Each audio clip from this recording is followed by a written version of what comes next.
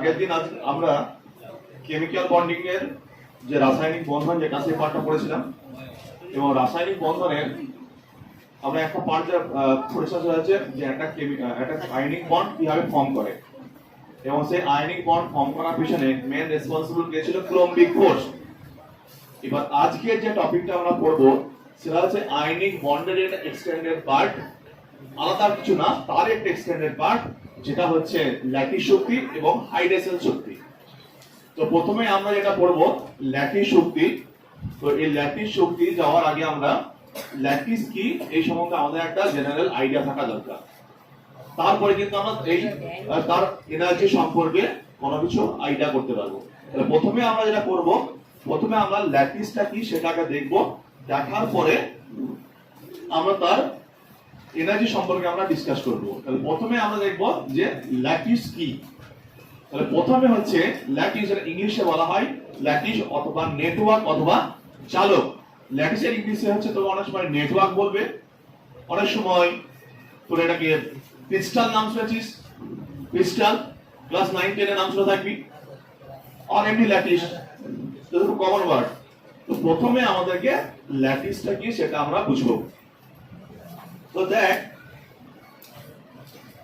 যখন আয়নিক বন্ডটা যদি খুব ভালো করে ভাবিস, অ্যাকচুয়ালি আয়নিক বন্ডটা কিন্তু কোনো নির্দিষ্ট বন্ড না। কারণ কি, ওদের মধ্যে কোন রকমের কোনো ইলেকট্রন শেয়ারই হয় না। ওদের মধ্যে ইলেকট্রনের কোনো শেয়ারিং আছে কি? কোনো ইলেকট্রন জোড়ের কোনো অস্তিত্ব নেই। তো ওদের মধ্যে কি আছে? ওদের মধ্যে ফোর্স অফ অ্যাট্রাকশন কাজ করে, যেটা একটা ক্যাটায়ন্স একটা অ্যানায়ন্স, তাদের মধ্যে কুলম্বিক ফোর্সটা কাজ করে। অ্যাকচুয়ালি যদি আমরা বলি তাহলে কিন্তু দেখ, আয়নিক বন্ড ওটা কিন্তু একটা বন্ড না, ওটা যেটা অ্যাট্রাকশন। কি অ্যাট্রাকশন? কুলম্বিক ফোর্স। তাহলে যখন একটা কোভ্যালেন্ট মলিকিউল যেমন HCl, এর যেমন এরকম একটা অস্তিত্ব আছে বন্ধনের, বা একটা অণুর অস্তিত্ব আছে, এটা কি এটা অণু? সেই রকম আয়নিক কম্পাউন্ড অর্থাৎ একটা তড়িৎ যদি যৌগের কি কোনো অস্তিত্ব নেই, অণুর অস্তিত্ব নেই। অণু মানে এইরকম কোনো অণুর অস্তিত্ব নেই, কিভাবে থাকে তারা সেইটাকে আমরা আজ দেখবো। এখানে যেমন HCl কি একটা সমযোজী যৌগ, এটা কি এইভাবে অস্তিত্ব থাকে, সিঙ্গেল সিঙ্গেল এইভাবে, এই একটা অণু HCl বা আরেকটা অণু, এরকম ডিফারেন্ট ডিফারেন্ট অণু এক্সিস্ট থাকে। কিন্তু যদি NaCl বলিস, NaCl কিন্তু একা এইভাবে থাকে না, এদের মতো থাকে না, এদের মতো কিন্তু অণুর অস্তিত্ব নেই। এদের ক্ষেত্রে কি আছে? আয়নিক কম্পাউন্ড, যারা আয়নিক কম্পাউন্ডের যদি স্ট্রাকচারটাকে যদি এক্সরে এর মাধ্যমে আমরা দেখে যাই ইন্টারনাল স্ট্রাকচারটা, তাহলে দেখতে পাবি যে আয়নিক কম্পাউন্ড গুলো, আয়নিক সলিড যারা, তাদের ক্ষেত্রে দেখা যায় যে ক্যাটায়ন্স বা অ্যানায়ন গুলো কি হয়, একটা নির্দিষ্ট অর্ডারে পরপর পরপর বসে থাকে।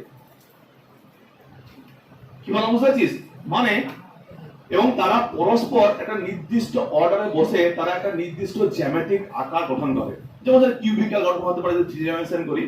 তো যেহেতু আমি যদি এখানে প্রেজেন্টেশনের মাধ্যমে দেখাই, তাহলে অ্যাকচুয়ালি যেটা আয়নিক সলিড, তারাকে তো এইভাবে ভাবতে পারিস যে তারা পরপর একটা ক্যাটায়ন একটা অ্যানায়ন, একটা ক্যাটায়ন অ্যানায়ন একটা সুন্দর সিস্টেমেটিক অ্যারেঞ্জমেন্টে বসে যায়, অর্থাৎ একটা প্লাস একটা মাইনাস, একটা প্লাস একটা মাইনাস, একটা প্লাস একটা মাইনাস, এইভাবে একটার পর একটা ক্যাটায়ন এবং অ্যানায়ন একটা নির্দিষ্ট অর্ডারে তারা পরস্পর অ্যাটাচ থাকে। ঠিক একই ভাবে এরকম কি বলতো, এক একটা কি হবে দুই, এরকম ভাবে এক একটা কি তৈরি হবে, লেয়ার তৈরি হবে এরকম ভাবে।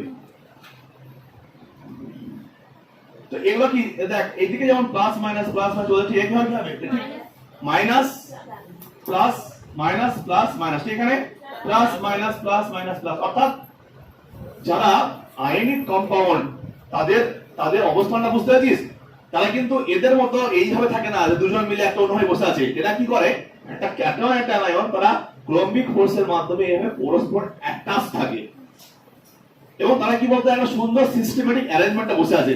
এই নয় যে 10টা ক্যাটায়ন আছে, তারপরে 10টা বা 5টা অ্যানায়ন আছে, তারপর কিন্তু কি আছে, একটা ক্যাটায়ন একটা অ্যানায়ন, একটা ক্যাটায়ন একটা অ্যানায়ন, অর্থাৎ একটা সুন্দর সিস্টেমেটিক অ্যারেঞ্জমেন্টে তারা বসে আছে। অর্থাৎ এটা তো আমরা কি দেখেছি, টু ডাইমেনশনাল, কিন্তু রিয়ালিটি কি থাকে, আয়নিক কম্পাউন্ডের সলিড গুলো তারা হচ্ছে থ্রি ডাইমেনশনাল। এবার ভাব, এটা যদি টু ডাইমেনশনাল ভাবি, তাহলে এদেরকে যদি আমরা সাপোজ ভাব এদেরকে যদি আমরা পয়েন্ট হিসেবে কল্পনা করি যাতে স্ট্রাকচারটা দেখানোর জন্য, এদেরকে যদি আমরা পয়েন্ট হিসেবে দেখি তাহলে কেমন দেখবো দেখ, যদি আমরা পয়েন্ট হিসেবে দেখি তাহলে নিশ্চয়ই এদেরকে দেখ এরকম ভাবে দেখতে লাগছে। তার ক্যাটারাক্ট অ্যানায়ন এভাবে এটা পয়েন্ট হিসেবে কল্পনা করছি পরপর। তাহলে তুই এদেরকে যদি আমরা কানেক্ট করি তাহলে দেখ এদের কেমন দেখতে লাগছে, এক একটা একটা দেখ বক্স এটা এরকম একটা বারবার রিপিটেশন হচ্ছে, অর্থাৎ এদের মধ্যে একটা কি বলতে একটা শেপ দেখতে পাচ্ছি, একটা জিওমেট্রি, এটা জ্যামিতিক আকার আসছে। এটা কি টু ডাইমেনশনাল, এটা কি টু ডাইমেনশনাল। এবার দেখ এটা যেমন টু ডাইমেনশনাল, তাহলে নিশ্চয়ই টু ডাইমেনশনাল মানে তোরা দেখেছি এই একটা এরকম যদি আবার আমরা সেম এটার উপর আমরা বসাই তাহলে কি হবে, এক্স ওয়াই জেড তিন ডিরেকশন চলে আসবে, তাহলে কি থ্রি ডাইমেনশন হয়ে যাবে। অর্থাৎ এইটার উপরে যদি আমরা আর একটা লেয়ার কল্পনা করি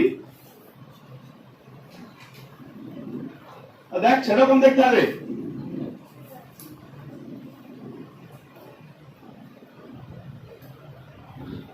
এর ভাব এগুলোকে মনে মনে যুক্ত কর,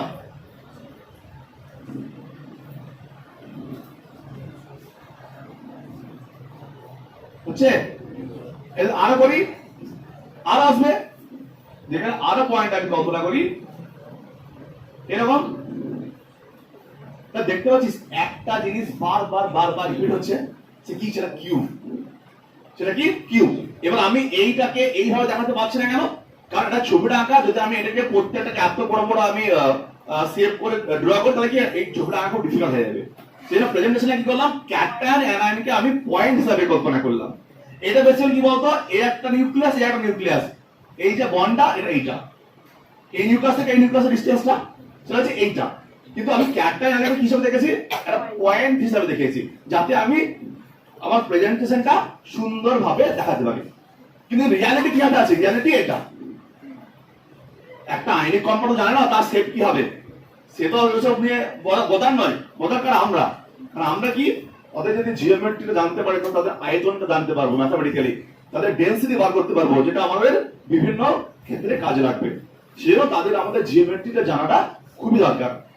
সেই জন্য আমরা কি করেছি, এখানে ক্যাটায়ন একটা অ্যানায়নকে পরস্পর পয়েন্ট হিসেবে কল্পনা করলাম, এবং তারা যদি থ্রি ডাইমেনশনে থাকে, তার থ্রি ডাইমেনশন থাকলে দেখতে কেমন হবে।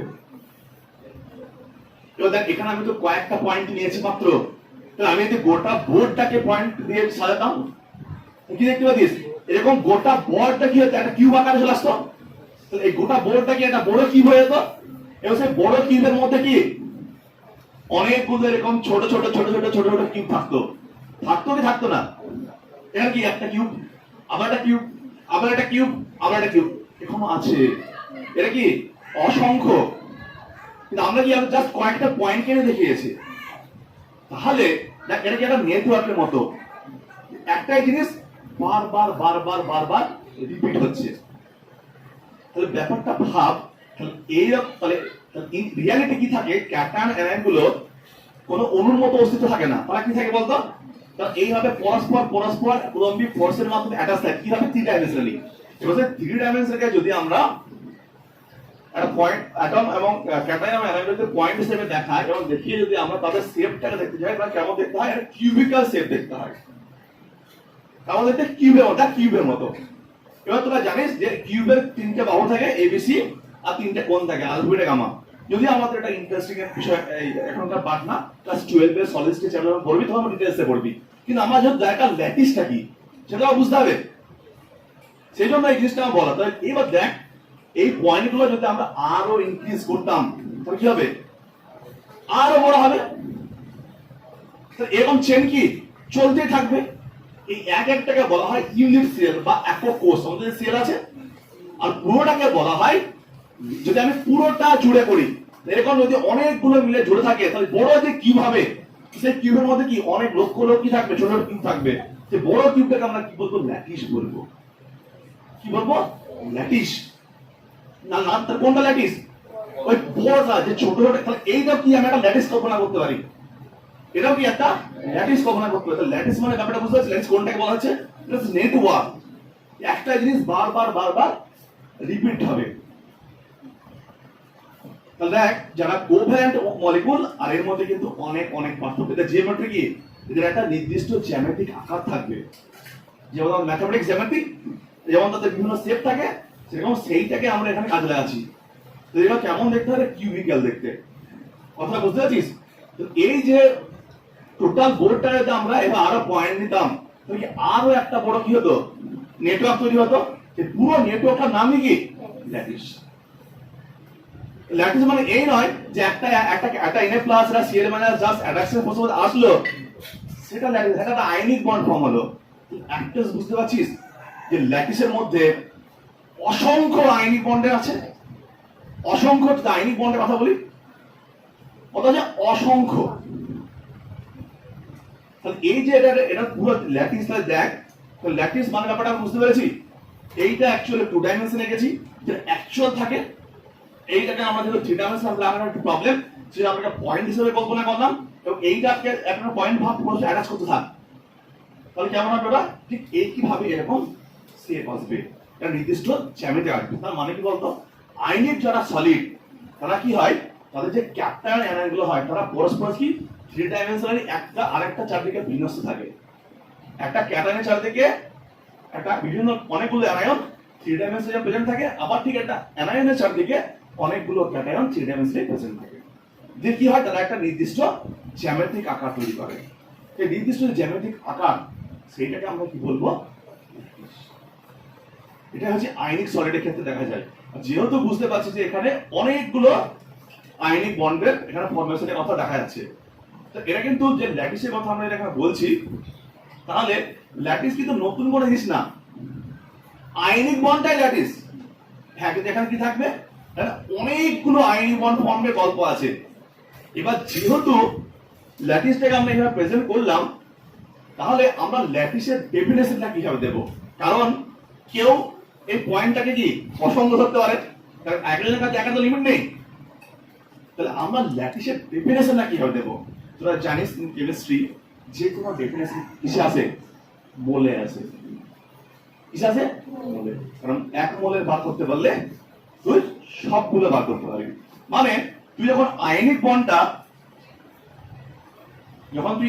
বন্ডটা পড়ছিস, তখন তো আমরা কি দেখেছিলাম যে একটা গ্যাসিয়াস ক্যাটায়ন আর একটা গ্যাসিয়াস অ্যানায়ন পরস্পর কুলম্বিক ফোর্সের মাধ্যমে অ্যাটাচড হয়ে একটা আয়নিক কম্পাউন্ড গঠন করে। এখানে জাস্ট একটা ক্যাটায়ন একটা অ্যানায়নের কথা বলা হয়েছিল আয়নিক বন্ডের ক্ষেত্রে, যে একটা গ্যাসিয়াস ক্যাটায়ন একটা গ্যাসিয়াস অ্যানায়ন পরস্পরের সাথে যুক্ত হয়ে একটা আয়নিক সলিড তৈরি করে। এখানে একটা কথা বলা হয়েছে, যখন ল্যাটিস বলছি, ল্যাটিস মানে কি অসংখ্য ক্যাটায়ন অসংখ্য অ্যানায়ন তারা স্থিরকারী কুলম্বিক অ্যাট্রাকশনের মাধ্যমে তারা একটা জিওমেট্রি তৈরি করে, তারা একটা ল্যাটিস তৈরি করে, একটা নেটওয়ার্ক তৈরি করে, একটা জালক তৈরি করে, এরকম জালক তৈরি করে। বুঝতে পারছিস? ধর একটা এনএসিএলটা পুরোপুরি ধর এরকম দিক, সেটা তার ডেফিনেশন, তাহলে একটা ল্যাটিসের ডেফিনেশন কিভাবে দেবো? ল্যাটিসের ডেফিনেশন এইভাবে দেবো, যদি আমার অ্যাভোগাড্রো সংখ্যক ক্যাটায়ন নিই আর অ্যাভোগাড্রো সংখ্যক অ্যানায়ন, তাহলে যদি আমরা একটা সিস্টেমের মধ্যে একটা বিকার ধর, একটা বিকারের মধ্যে অ্যাভোগাড্রো সংখ্যক ক্যাটায়ন অ্যাভোগাড্রো সংখ্যক আমি অ্যানায়ন নিয়েছি, তাহলে কি তারা যে নেটওয়ার্ক তৈরি করবে, তারা যে কেলাসটা তৈরি করবে, সেই তারা যে ল্যাটিসটা তৈরি করলো, সেই ল্যাটিসটা তৈরি করার ফলে যে শক্তি উৎপন্ন হবে সেটা নাম হচ্ছে ল্যাটিস শক্তি। এর ভালো করে বোঝ, Na প্লাস গ্যাসের সলিড ছিল সেল কিন্তু স্টেবল, সেল মাইনাস আয়ন সেল কিন্তু স্টেবল গ্যাসের আয়ন, কিন্তু যেহেতু ক্যাটায়ন আয়ন তৈরি হয়েছে, তারা পরস্পরের প্রতি কি ফিল করবে, অ্যাট্রাকশন ফিল করবে, স্থিতির আকর্ষণ বলের মাধ্যমে, তারা আরো স্টেবল হতে চাইবে। প্রথমে তো ইন্ডিভিজুয়াল স্টেবল ছিল অ্যাজ এ আয়ন হিসাবে, কিন্তু যখন তারা ক্যাটায়ন আয়ন যখন চার্জ হয়ে তখন ডেভেলপ হলো, তারা পরস্পরের মধ্যে কি আরো স্টেবিলিটির দিকে যাওয়ার জন্য তারা নিজেদের মধ্যে, আমি বলেছিলাম না যে মানুষ রিলেশনশিপে আছে যে কোনো স্টেবিলিটির জন্য, ইমোশনালি হতে পারে, মেন্টালি হতে পারে, সেরকম ক্যাটায়নও তারা individual stable, but they feel যে তারা যদি পরস্পরের সাথে অ্যাটাচ থাকে তাহলে আরো বেশি স্টেবল হতে পারে। তার মানে বুঝতে পারছিস, তাহলে এখানে ডেফিনেশনটা আমি কিভাবে দিতে পারি, যে 1 মোল ক্যাটায়ন গ্যাসিয়াস ক্যাটায়ন বা 1 মোল গ্যাসিয়াস অ্যানায়ন তারা পরস্পর যুক্ত হলে যেহেতু আরো যদি স্টেবল হচ্ছে, তাহলে স্টেবল হওয়া মানে কি শক্তির মুক্তি ঘটবে, স্টেবল মানে কি শক্তি উৎপন্ন হবে। তাহলে 1 মোল ক্যাটায়ন বা 1 মোল অ্যানায়ন পরস্পরের সঙ্গে যুক্ত হয়ে যে আয়নীয় কেলাস তৈরি করবে এবং তার ফলে যে শক্তি উৎপন্ন হবে সেটার নাম কি? ল্যাটিস শক্তি। তো ল্যাটিসটা কিন্তু নতুন কোনো জিনিস না, যে আয়নিক বন্ডটাই, কিন্তু এখানে কি একটা পুরো একটা স্ট্রাকচার তৈরি হচ্ছে, পুরো একটা বিল্ডিং তৈরি হচ্ছে।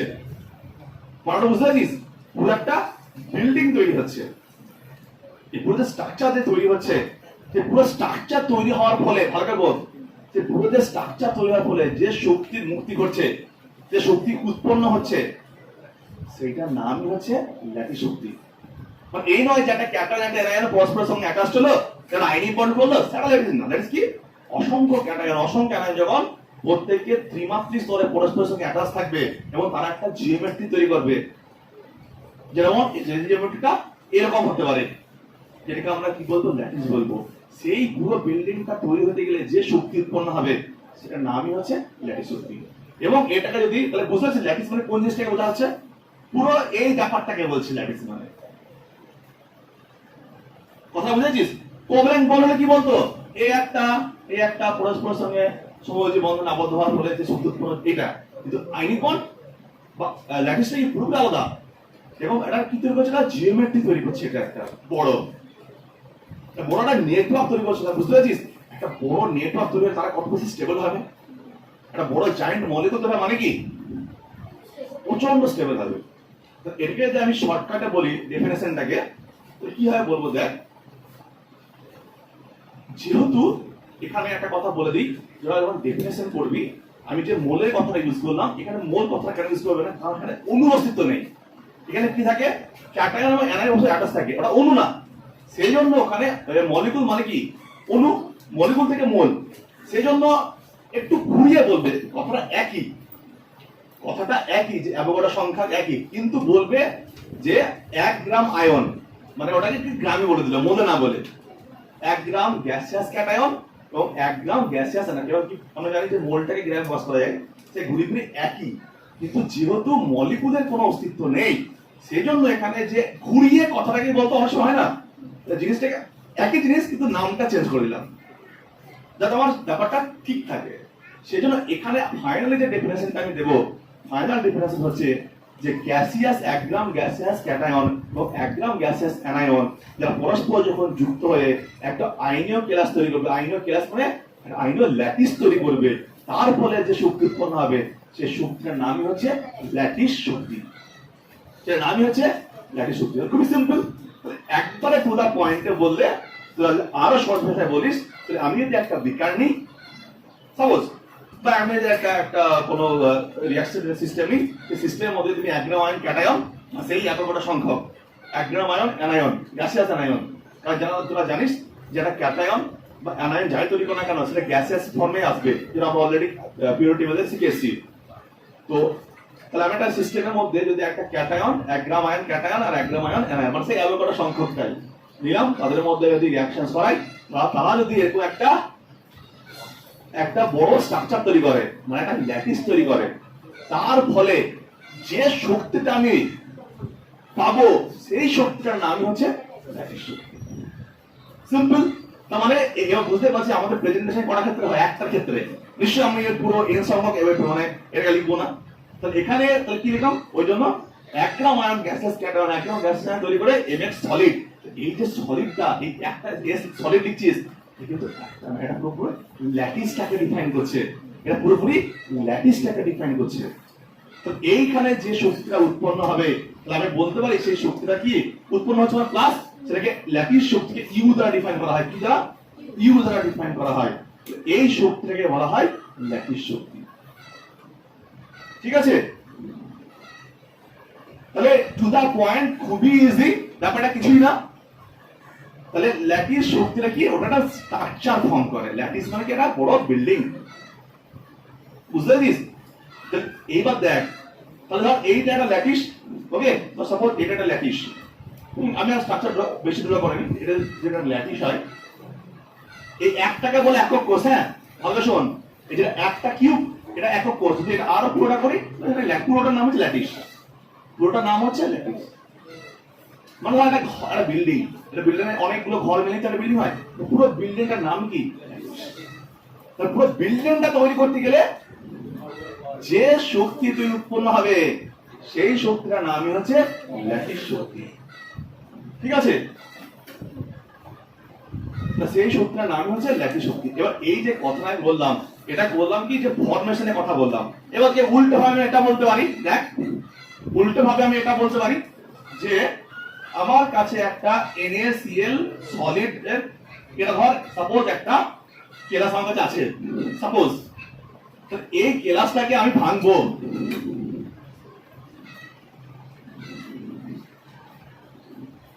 ভাঙতে গেলে কি লাগবে? শক্তি লাগবে।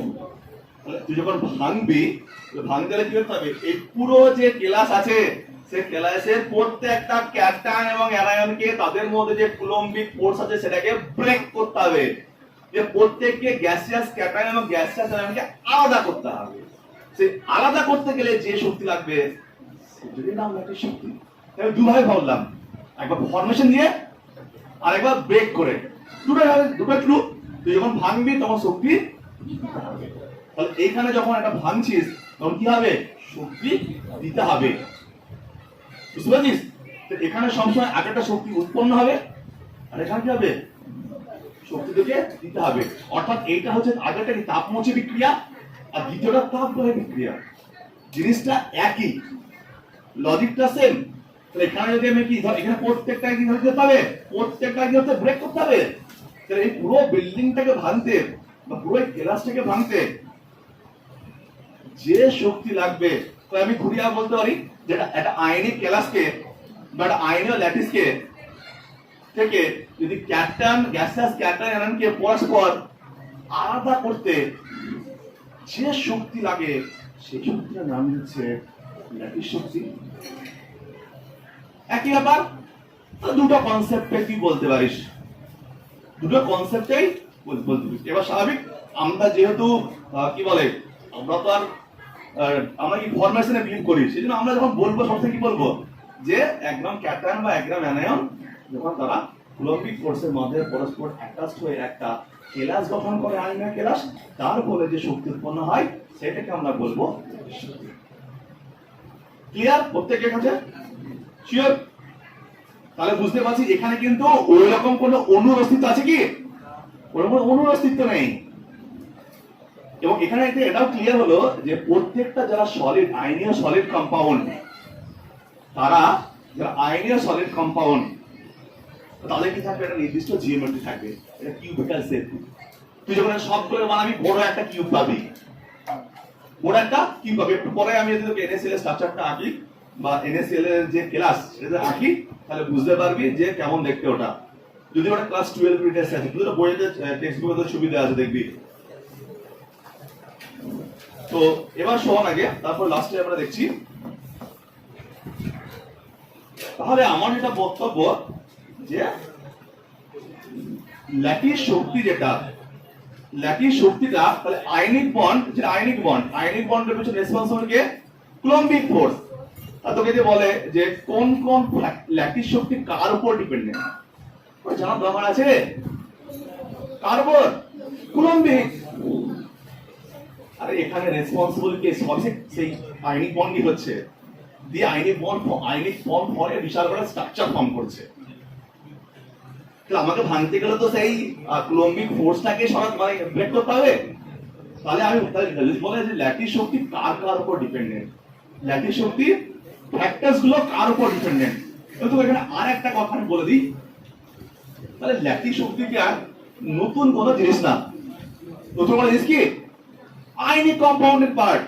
এবং এটা ভেরি মাচ ক্লিয়ার যে ল্যাটিস শক্তিটা শুধু অ্যাপ্লাই কাদের ক্ষেত্রে করা হবে? আয়নিক কম্পাউন্ডের ক্ষেত্রে। শুধুমাত্র কোভ্যালেন্ট কম্পাউন্ডের ক্ষেত্রে অ্যাপ্লাই করা যাবে, কারণ কোভ্যালেন্ট কম্পাউন্ডের ক্ষেত্রে এইরকম 3 ডাইমেনশনাল শেপ বা জিওমেট্রি হয় না। তারা এখানে মৌলিকদের অস্তিত্ব থাকে, তারা পরস্পর ইলেকট্রন শেয়ার করে। তাহলে এই যে ল্যাটিস শক্তিটা কাদের ক্ষেত্রে অ্যাপ্লাই করা হয়? এবং তোর মাথায় কোনো চাপ নেই, তুই কার আয়নিক ক্যারেক্টার কত বেশি, কার আয়নিক ক্যারেক্টার কম, সেটা জানলে কার ল্যাটিস শক্তি বেশি কার ল্যাটিস শক্তি কম অটোমেটিক বলতে পারবো আমরা। কি করে? তা আমরা জানি যে আয়নিক বন্ডের ক্ষেত্রে এক্সিস্টিং ফোর্সটা কি থাকে? Coulombic force Q1 Q2 by R square. তোরা জানিস যে Q1 মানে হচ্ছে ক্যাটায়নের চার্জ, R2 মানে Q2 মানে অ্যানায়নের চার্জ, আর Rটা হচ্ছে ক্যাটায়ন এবং অ্যানায়নের মধ্যে ডিসটেন্স, দূরত্ব। তাহলে এটা যদি আমি আয়নিক বন্ডের ক্ষেত্রে পুরোপুরি বলি এটাকে, তাহলে নিশ্চয়ই আমি এইভাবে বলবো RC plus RA, cation plus অ্যানায়নের দূরত্ব, ক্যাটায়ন প্লাস অ্যানায়নের দূরত্ব।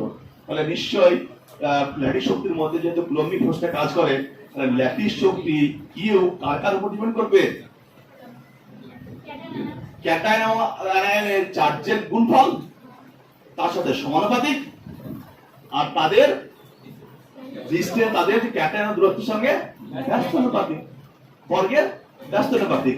ঠিক আছে? তো এটা আমরা জানি এটা, তাহলে বুঝতেই পারছিস। তাহলে তাহলে আমাদের দুটোর উপর, তাহলে ল্যাটিস যে শক্তিটা সেটা দুটো জিনিসের উপর ডিপেন্ড করে। কি কি?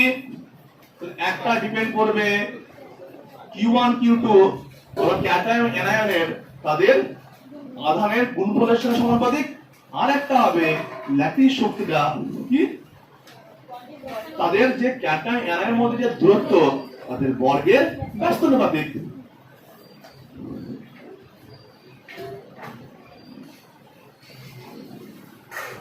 তাহলে এগেইন ল্যাটিস শক্তিটা কার বেশি হবে কার কম হবে সেটা ডিপেন্ড করছে এই দুটো প্যারামিটারের উপর, মানে ডাইরেক্টলি কুলম্বিক ফোর্সের উপর। যাদের মধ্যে কুলম্বিক ফোর্স ভীষণ স্ট্রং, ল্যাটিস শক্তি হবে কি, বা তারা যে কম্পাউন্ড ফর্ম করে আরো বেশি দৃঢ় হবে, আরো বেশি শক্ত হবে, তাই না? তাদেরকে ভাঙতে কি হবে? প্রচুর বেশি শক্তি লাগবে। তাহলে এক্সট্রা কোনো হেডে কিছু নেই, আয়নিক বন্ডে যা গল্প ল্যাটিস শক্তির একই গল্প। কিন্তু ল্যাটিস শক্তির কি আছে? একটা স্কেল আছে। স্কেলটা কি? ওই যে 1 মোল বা 1 গ্রাম আয়ন স্কেল আছে একটা। নালে কি কেউ বলবে কারো যদি সংখ্যাটা যদি নির্দিষ্ট না করে দিস তাহলে সায়েন্সের ক্ষেত্রে ডিফাইন করা সম্ভব? কোন ক্যালকুলেশন করা যাবে? আমি যদি কারো ল্যাটিস শক্তি বলি যে ল্যাটিস শক্তি এত, কোন ডিফাইন করা যাবে যদি স্কেলিং না থাকে? স্কেলিং থাকতে হবে তো, সেজন্য স্কেলিং করা আছে যে 1 মোল বা 1 গ্রাম আয়ন। ঠিক আছে? তাহলে কার উপর ডিপেন্ডেন্ট? তো এই সাইডে নোট ডাউন করে নিবি। তাহলে এগুলো তো নোন আমাদের। তাহলে এবার আমরা নেক্সট যেটা ডিসকাস করব, কয়েকটা এক্সাম্পল নেব। এক্সাম্পলে দেখব যে কাদের ল্যাটিস শক্তি বেশি হবে, কার ল্যাটিস শক্তি কম হবে।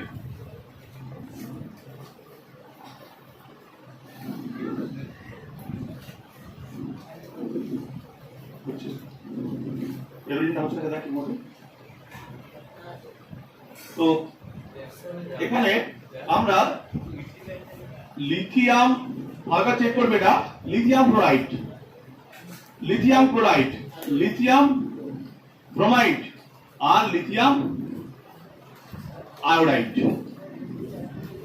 তোকে চারটে কম্পাউন্ড দেওয়া হলো, তুই বললো এদের ল্যাটিস শক্তির ক্রমটা কি হবে, মানে কার ল্যাটিস শক্তি বেশি কার কম। এদের প্রথমে আমি শিখেছি যখন কোন জিনিসের কম্পারিজন দেবে তখন সেটা কি দরকার, যেটা কমন জিনিস সেটা অ্যানালাইসিস করলে চলবে না। তাহলে এখানে সবার লিথিয়ামটা কমন, আর একটা কি সবারই চার্জ +1 আর -1, চার্জও সবারই সেম। তাহলে চার্জও সেম, তাহলে কি দিয়ে আমি এটা অ্যানালাইসিস করব? কার ব্যাসার্ধ? ক্যাটায়ন এবং অ্যানায়নের মধ্যে যে দূরত্বটা, ক্যাটায়ন তো ফিক্সড, তাহলে কার দেখবো? অ্যানায়নটা ভ্যারি করছে, ক্লোরিন ক্লোরিন ব্রোমিন আয়োডিন। আর তোরা জানিস chlorine chlorine bromine iodine top to bottom principal bond আমার ইনক্রিজ করছে, তাহলে সাইজ বাড়বে। সাইজের সঙ্গে তো কি ব্যস্তানুপাতিক, তাহলে সাইজ যত বাড়বে অ্যাট্রাকশন ফোর্স কমবে, অ্যাট্রাকশন ফোর্স কমলেই তো ল্যাটিস শক্তি কমবে। তাহলে এখানে সব থেকে ল্যাটিস শক্তি কার বেশি? লিথিয়াম ক্লোরাইড, তারপরে লিথিয়াম ক্লোরাইড, তারপরে লিথিয়াম ব্রোমাইড, তারপরে লিথিয়াম আয়োডাইড। তাহলে ব্যাখ্যাটা কি দিয়ে হলো? ব্যাখ্যাটা হলো অ্যানায়নের ব্যাসার্ধ দিয়ে। কার অ্যানায়নের ব্যাসার্ধ দিয়ে এক্সপ্রেশনটা হলো। কার কাছে কোনো সমস্যা আছে? ঠিক তাহলে এখানে তাহলে প্রসেসটা বুঝতে পারলে কিভাবে কম্পারিজন করব। সবারই চার্জ সেম, সবারই চার্জ সেম, ক্যাটায়ন সেম। কি দিয়ে বললাম আমরা? ঠিক আছে, এরপরে আমরা যেটা করব, এটা নোট ডাউন করে নিছিস?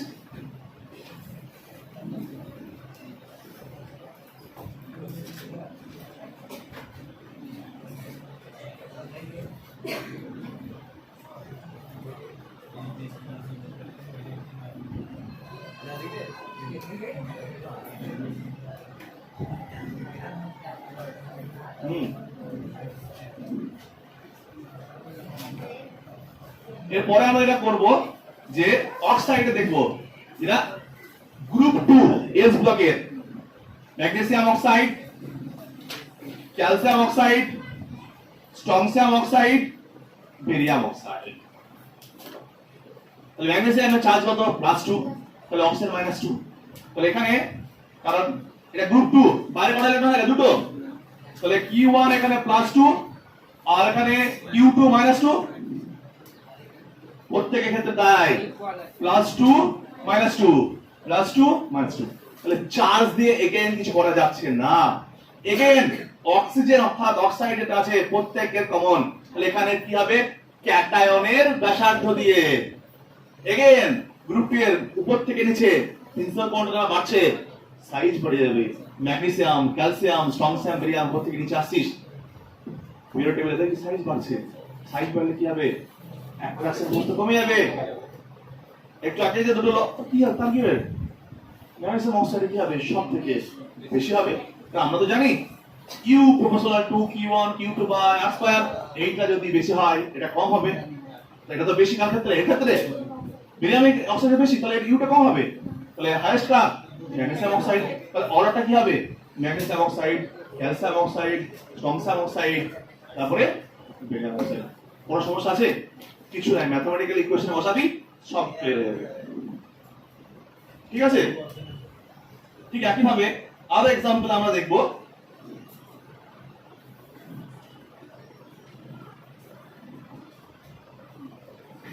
এটা বসে যাব আমি।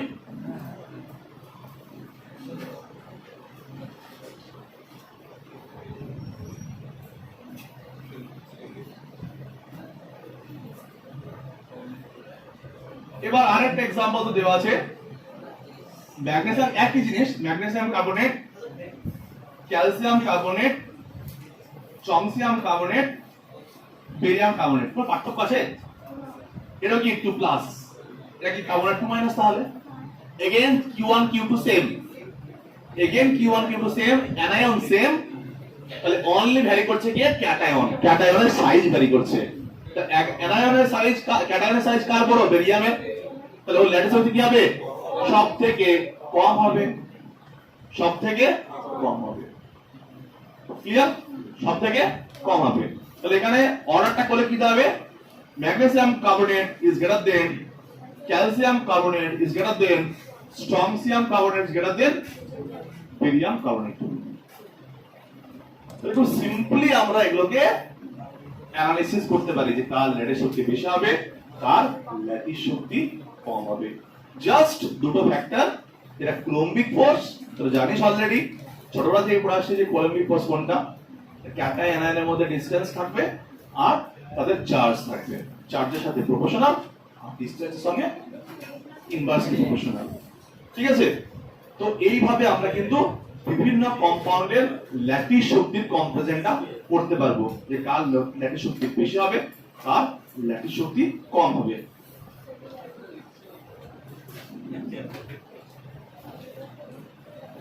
আর একটা एग्जांपल আমরা আসবো, আর একটা एग्जांपल।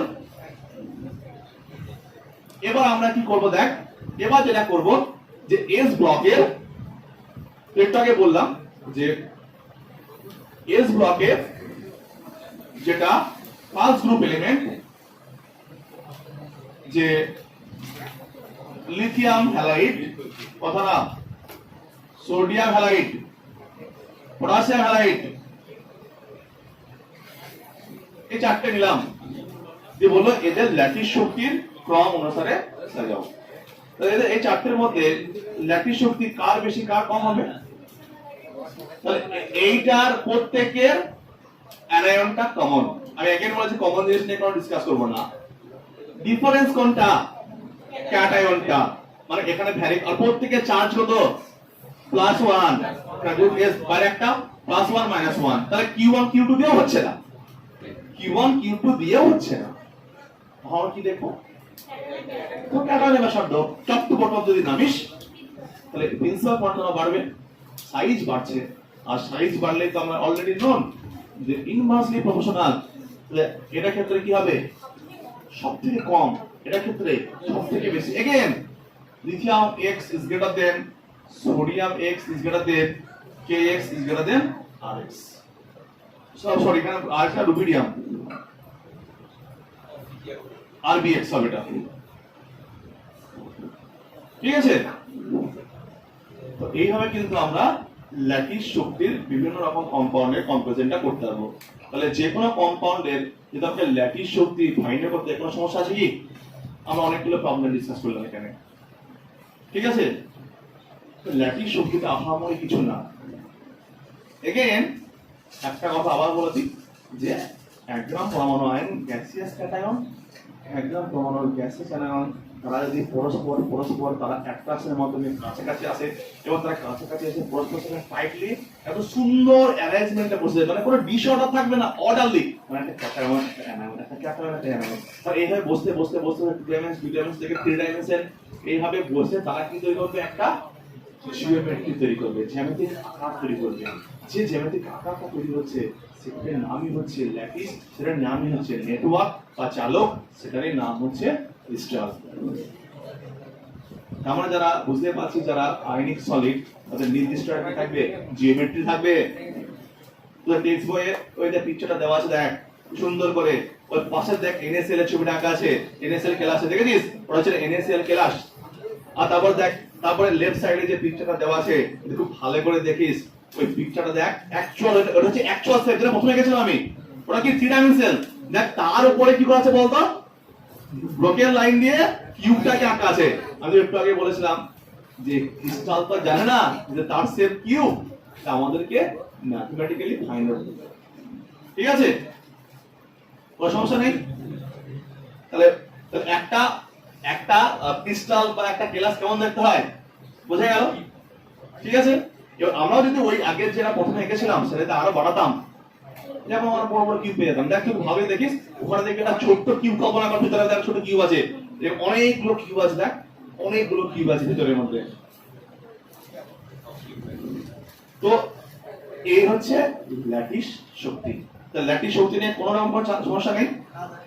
এবার ল্যাটিস শক্তির ক্যালকুলেশনের একটা ইয়ে আছে, প্রসেস আছে, সেটা হচ্ছে তোর বর্ন হেবার সাইকেল, যেটা তোর বইও দেওয়া থাকবে টেক্সট বুকের মধ্যে। কিন্তু বর্ন হেবার মানে কিভাবে কোন একটা আয়নিক কম্পাউন্ডের ল্যাটিস শক্তি বার করব, সেটা কোন একটা আয়নিক কম্পাউন্ডের কিভাবে ল্যাটিস শক্তি বার করব বলিস না, তাহলে সেটা আমরা বর্ন হেবার সাইকেল বলে একটা সাইকেল আছে, তার সাথে ফাইন্ড আউট করতে পারলাম। কিন্তু বর্ন হেবার সাইকেলের প্রসেস ওদের নেই, সেই জন্য বর্ন হেবার সাইকেলটা তোদের এখন দরকার নেই। ওরা শুধুমাত্র হোয়াট ইজ ল্যাটিস এনার্জি এইটা জানলেই হবে এবং তার করেসপন্ডিং ফ্যাক্টরস গুলো, ঠিক আছে। তাহলে আমরা এখন যেটা শিখলাম সেটা আয়নিক বন্ডারি এক্সটেন্ডেড পার্ট ল্যাটিস শক্তি, ঠিক আছে। এরপরে যে পার্ট আমরা শিখবো বিশেষ ইন্টারেস্টিং একটা পার্ট, সেটা হচ্ছে হাইড্রেশন শক্তি বা সলভেশন এনার্জি বা দ্রাবক আয়ন শক্তি। পরের যে পার্ট আমরা শিখবো ভীষণই একটা ইন্টারেস্টিং পার্ট, যে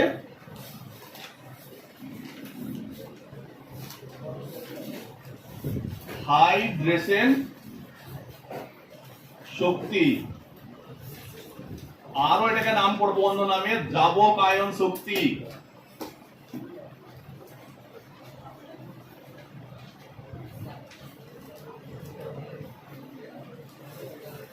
ইংলিশে বলে সলভেশন এনার্জি, সলভেশন এনার্জি। ভীষণই একটা ইন্টারেস্টিং পার্ট এটা, আমরা দেখবো যে হাইড্রেশন শক্তিটা কি, দ্রাবক আয়ন অথবা দ্রাবক আয়ন শক্তি বা সলভেশন এনার্জি বলতে আমরা কি বোঝো। এটা করতে গেলে প্রথমে আমি যেটা করব, প্রথমে আমি একটা কেলাসের স্ট্রাকচার বের কথা একটা আমি একটা যেটা বলে ল্যাটিসের স্ট্রাকচার বের করব মানে একটা 3 ডাইমেনশনে যাব না আমি খুব সিম্পলি ওইতে একটা 2 ডাইমেনশনাল আমি একটা ক্রিস্টালের বা ল্যাটিসের ছবি আঁকবো যেটা এইটা প্রথমে যেটা এঁকেছিলাম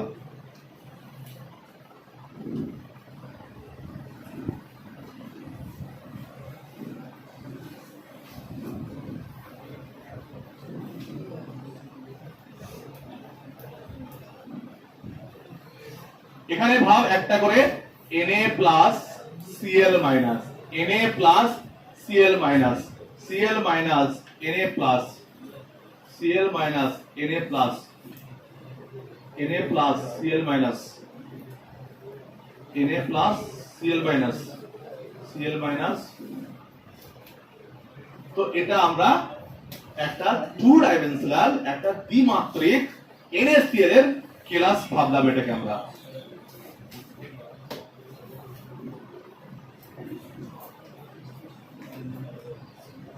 এটা কার কেলাস NaCl এর একটা ল্যাটিস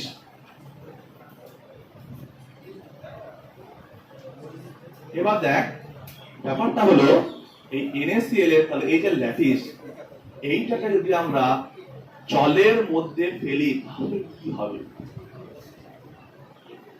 এইটা হচ্ছে আমাদের ব্যাপার দ্বিতীয় আমি বলেছিলাম যখন আয়নিক বন্ড ফর্ম করেছিল Na প্লাস Cl মাইনাস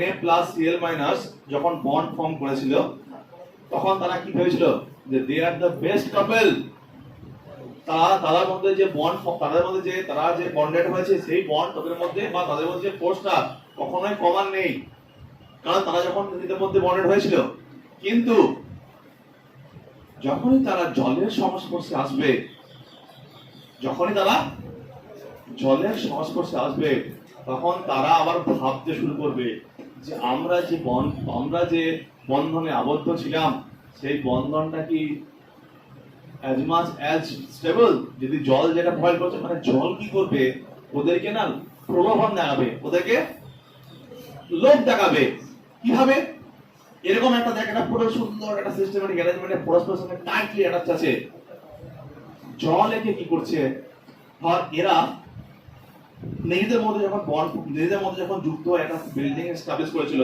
তারা যখন যে এনার্জিটা রিলিজ করেছিল যে যত বেশি শক্তি মুক্তি হবে সে তত বেশি স্টেবল হবে এবার জল কি করবে দেখ জল এদেরকে না প্রলোভন দেখাচ্ছে কিভাবে তোরা জানিস এটা কি ডেল্টা পজিটিভ ডেল্টা মাইনাস মোর ইলেকট্রোনেগেটিভ লেস ইলেকট্রোনেগেটিভ তাহলে কি পজিটিভ ডেল্টা পজিটিভ এটা ডেল্টা নেগেটিভ এই কি আছে নেগেটিভ কি করবে একে বাধ্য করবে ক্লোরিনকে বাধ্য করবে মেশো তাহলে এখানে হাইড্রোজেন কি করছে ক্লোরিন কি করছে বাধ্য করছে তাহলে এরকম আমার দেখ এরকম অনেকগুলো জল মিলে একে চেষ্টা করবে কি করতে অনেকগুলো জল মিলে সবগুলো ডেল্টা পজিটিভ ডেল্টা মাইনাস আমি একটা তিনটে দেখালাম হ্যাঁ কিন্তু ইন রিয়ালিটি একটা Na প্লাস একটা Cl মাইনাস কে 6টা জল টার্গেট করে এগেইন একটা Na প্লাস কে 6টা জল টার্গেট করে এখানে দেখ Na প্লাস তো বলতো এখানে কি হাইড্রোজেন টার্গেট করবে কি টার্গেট করবে oxygen but A plus A minus তাহলে জলের কাছে দুটোই গল্প আছে জলের তাহলে জল কি করছে এখানে ডেল্টা মাইনাস ডেল্টা প্লাস এটা প্লাস কি করবে এগেইন সোডিয়ামকে প্রলোভন দিচ্ছে আমার সঙ্গে চলে এসো ঠিক একই ভাবে কি হলো ডেল্টা মাইনাস ডেল্টা প্লাস দেখিস তখন সে তার গ্রুপটা চেঞ্জ করে নিয়েছে এখানে মাইনাস ছিল এখানে হাইড্রোজেন চলে এসেছে এখানে প্লাস ছিল এখানে অক্সিজেন চলে এসেছে ঠিক একই ভাবে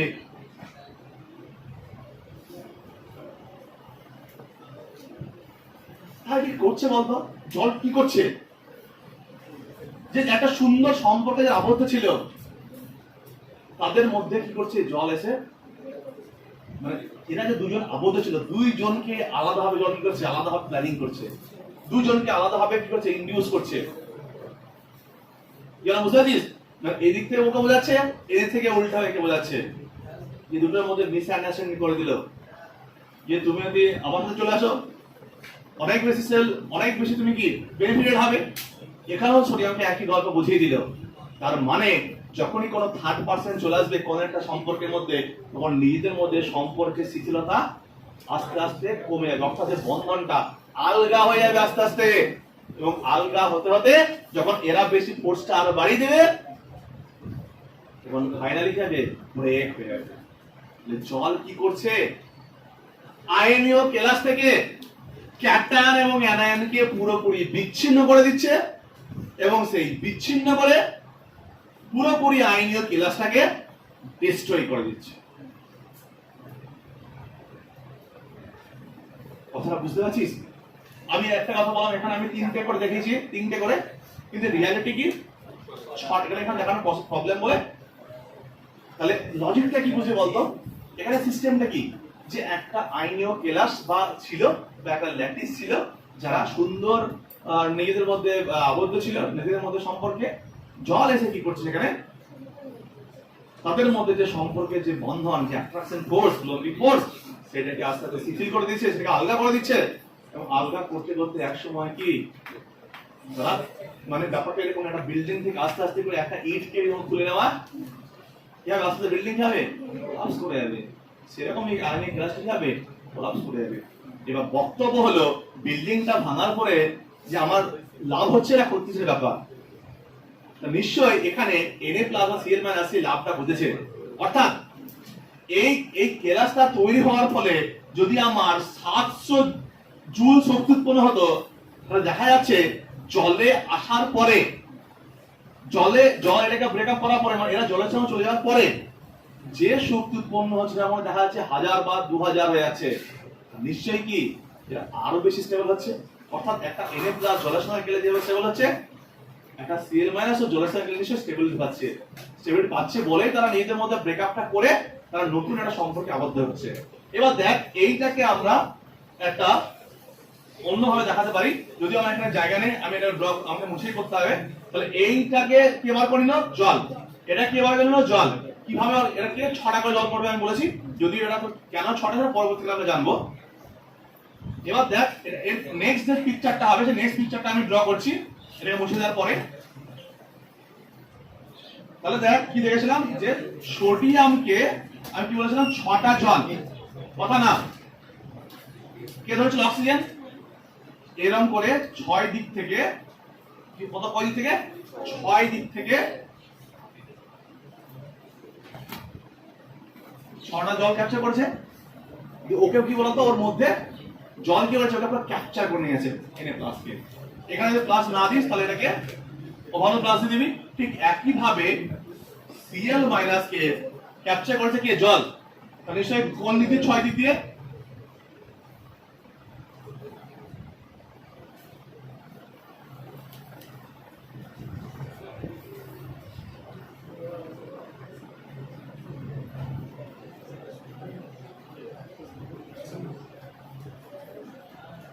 মাইনাসটাকে উপরে দিয়ে দিলাম।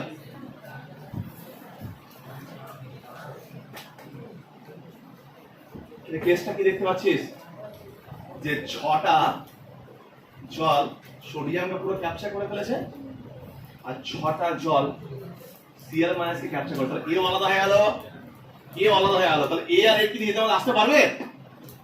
তার মানে কি হলো বলতো, এরা জলের মধ্যে ডিসলভ হয়ে গেল। মানে আমি একটা সিম্পল, কেউ যদি জলের মধ্যে আমরা ডুবে যায়, তাহলে অ্যাকচুয়ালি কি বলতে পারি, জলের মধ্যে ডিসলভ হয়ে গেলাম। কারণটা কি, জল আমাকে চারিদিক থেকে ক্যাপচার করে ফেলেছে। তো একটা আয়নস যখন চারিদিক দিয়ে জল দ্বারা ক্যাপচার হয়ে যাবে, তার মানে কি বুঝবি, যে জল আয়নসটা কি জলের মধ্যে ডিসলভ হয়ে আছে। এবার বক্তব্যটা হলো, সমস্ত আয়নীয় সলিড কি জল দ্বারা এইভাবে একাত্ম বা এইভাবে কি ভাঙতে পারবে জল? সবারই একটা পাওয়ার লিমিটেড হওয়ার একটা নির্দিষ্ট বেরিয়ে আছে। জল যেমন এখানে NaCl এর কেলাসটাকে ভেঙে দিল, নিশ্চয়ই ল্যাটিস শক্তি থেকে নিশ্চয়ই কি এই শক্তিটা বেশি। দেখ এই শক্তিটার নাম কি বলেছে আমি, হাইড্রেশন শক্তি।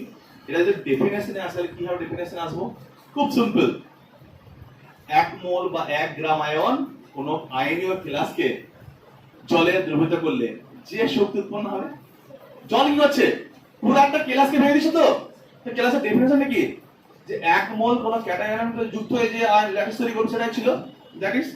তো এখানেও তাই, যে তাহলে এক কি বলে যে 1 গ্রাম আয়ন পরিমাণ যদি আমরা একটা আয়নীয় ল্যাটিসকে জলে দ্রবীভূত করি, তাহলে কি হবে, শক্তি যে উৎপন্ন হবে সেই শক্তির নামই হচ্ছে হাইড্রেশন। যদি জল ইউজ করেছিস সেটার নাম হচ্ছে হাইড্রেশন। এবার সবার ক্ষেত্রে তার জল ইউজ করবো না, বিভিন্ন সময় বিভিন্ন মিডিয়াম ইউজ করতে পারি, তখন সেটা কি বলবো, দ্রাবক। দ্রাবক আয়ন শক্তি ইংলিশে কি বলে, সলভেশন এনার্জি। সলিউবল থেকে সলভেশন, সলভ মানে কি, দ্রবীভূত হয়ে যাওয়া। ব্যাপারটা খুবই সিম্পল। এর বক্তব্য হলো তাহলে এই জন্য Na+NaCl কে যখনই জলের মধ্যে ফেলি সঙ্গে সঙ্গে কি হয়, ওটা আয়নসে ভেঙে যায়। কেন? কারণ নিশ্চয়ই সলভেশন এনার্জি ল্যাটিস এনার্জি থেকে অনেক বেশি। এবার ধর মানে চোখের একটা চট জলের মধ্যে করে দিলাম, সে কি গুলবে, সে ডিজলভ হবে? নিশ্চয়ই কি, চটটার যে ল্যাটিস শক্তি, তাদের মধ্যে তাদের বন্ধনটা বা তাদের যে সম্পর্কটা এতটাই স্ট্রং, জল কোনোভাবেই কোনো কিছু করতে পারছে না, যতই প্রলোভন দেখা যাই করুক, জল সেটাকে তাদের মধ্যে কোন রকমের কোনো মিসআন্ডারস্ট্যান্ডিং তৈরি করতে পারছে না।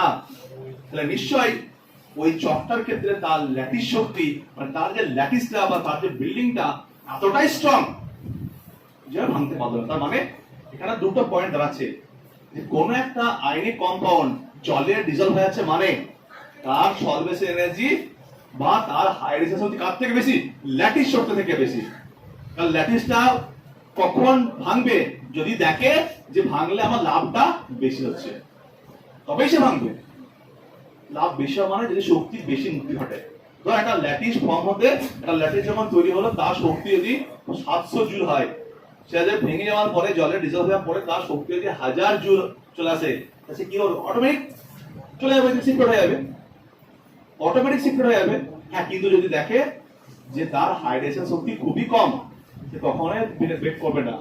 তাহলে ব্যাপারটা এটাই, কোনো একটা আয়ন, কোনো একটা কম্পাউন্ড জলে যদি ডিজলভ হয়ে যায় আয়নিক কম্পাউন্ডটা, মানে কি জানবি, তার ল্যাটিস শক্তি কম, তার হাইড্রেশন শক্তি বেশি।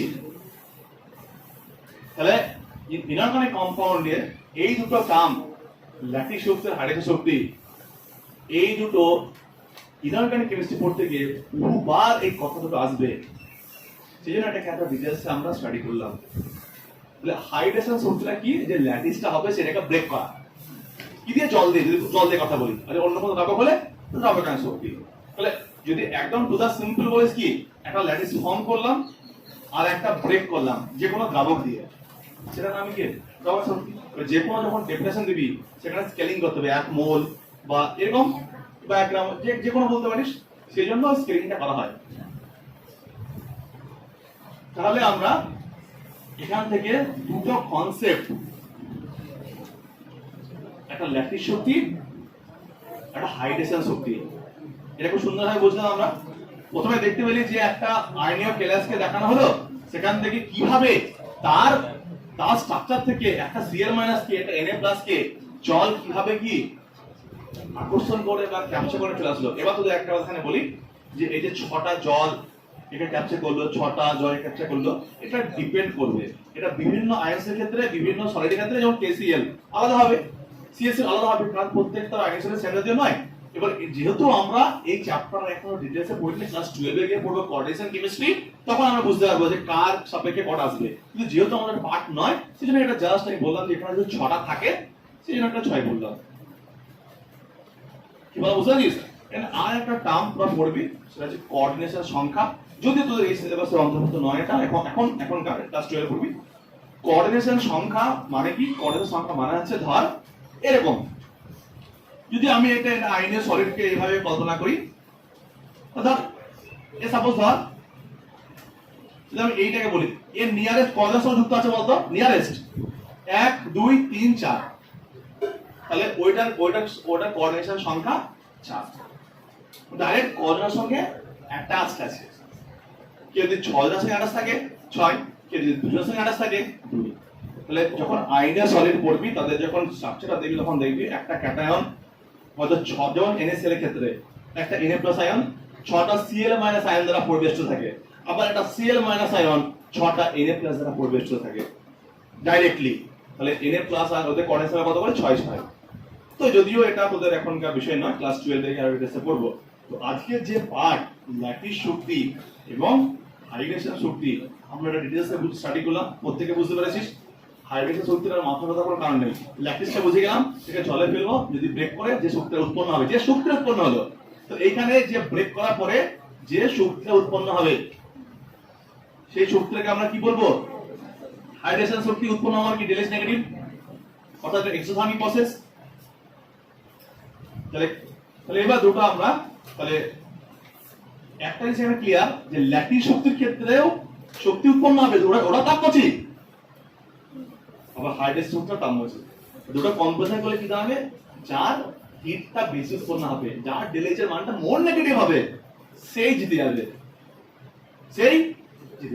দুটোর কম্পিটিশনের মধ্যে। তাহলে কোন একটা কম্পাউন্ড দ্রবীভূত হবে কি না, যেমন আমরা একটা एग्जांपल দিচ্ছি তোকে এখানে, ক্যালসিয়াম ক্লোরাইড আর ক্যালসিয়াম ক্লোরাইড, বললো এইটা অদ্রাব্য আর এটা দ্রাব্য, ব্যাখ্যা করো।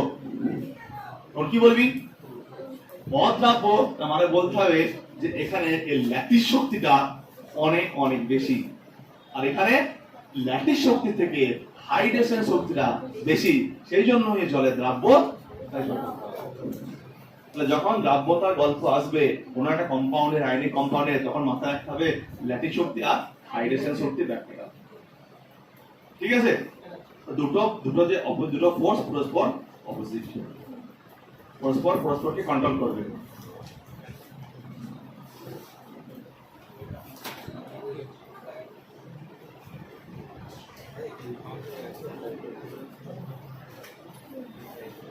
বুঝতে পারছিস? তাহলে 1 মোল বা 1 গ্রাম পরিমাণ কোন আয়নীয় কেলাসকে, কোন দ্রাবকে বা যদি জল বলিস জল, তাহলে দ্রবীভূত করলে যে শক্তি উৎপন্ন হবে সেটার নামই কি?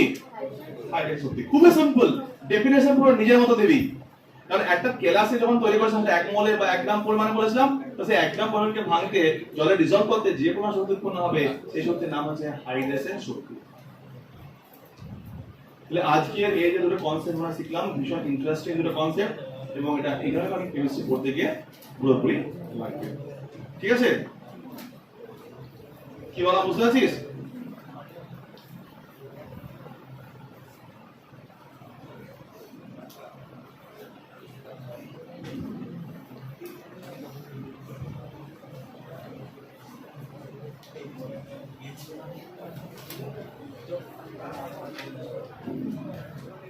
তাহলে এই দুটো টপিক ভালো করে রিড করবি। বন্ধ করে